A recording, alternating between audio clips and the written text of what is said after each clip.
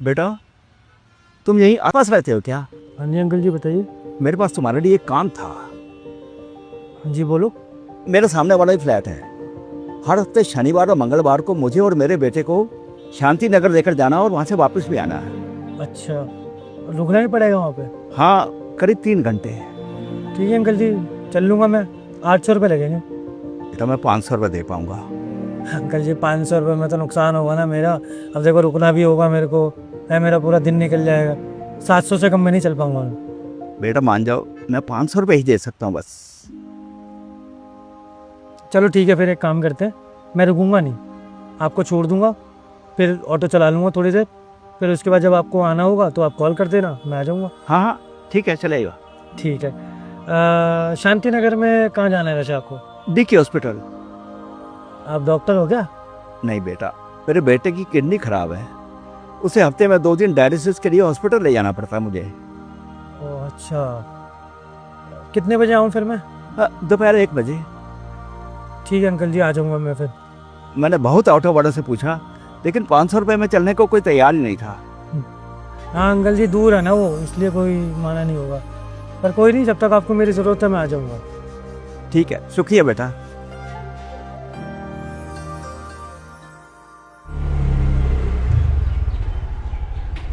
ये लीजिए अंकल जी, ध्यान से। तो चल बेटे, मैं आ रहा हूँ। बेटा, अगली बार से मैं 300 रुपये दे पाऊंगा। अंकल जी 300 रुपये में तो नुकसान होगा बहुत। बेटे की डायलिसिस और दवाइयों पर बहुत खर्चा हो रहा है। मैं अपनी पेंशन से मैनेज नहीं कर पा रहा। ठीक है अंकल जी, आप 300 दे देना फिर। शुक्रिया बेटे। जब नुकसान हो रहा है तो छोड़ दो ना। अरे अगर मैं मना कर दूंगा ना तो कोई और नहीं जाएगा। और अंकल जी की सिचुएशन ऐसी है कि क्या ही बोले, उनका सारा पैसा उनके बेटे के इलाज में खर्च हो रहा है।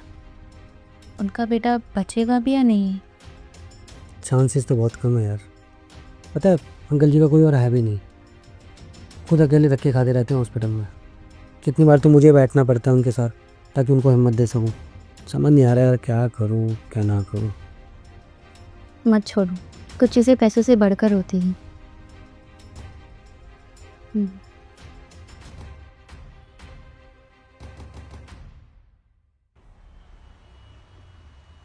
कैसे हो बेटा? आ गए अंकल जी, आओ बैठो। और वो कहाँ है आपका बेटा? वो तो बेटा 3 दिन पहले दुनिया छोड़ के। क्या बात कर रहे हो अंकल जी, और आपने मुझे कॉल क्यों नहीं किया? वह बताकर भी क्या करता बेटा, उसका जाना लिखा ही था। फिर भी अंकल जी आपको बताना तो चाहिए था ना मुझे।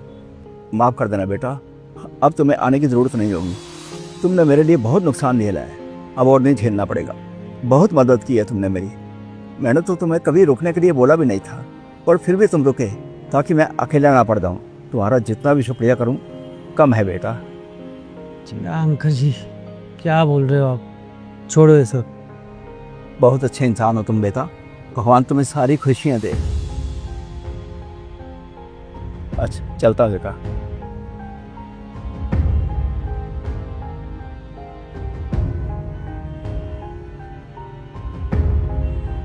बेटा, मेरे बेटे की बीमारी ने मेरा सब कुछ छीन लिया, और ये चेन थी उसकी जो वो पहनता था, जो उसकी माँ ने उसे दी थी। अब तो ना माँ रही ना बेटा। मैं चाहता हूँ कि ये चेन तुम पहन लो। नहीं अंकल जी, उसकी कोई ज़रूरत नहीं है, आप रखिए इसको। प्लीज़ बेटा, तुम पहनोगे तो मुझे लगेगा कि जैसे मेरे बेटे ने ही पहन रखी है। ले लो बेटा।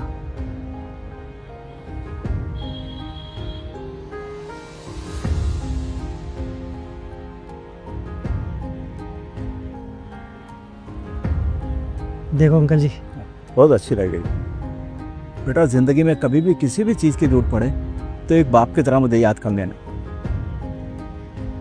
चलता हूँ बेटा।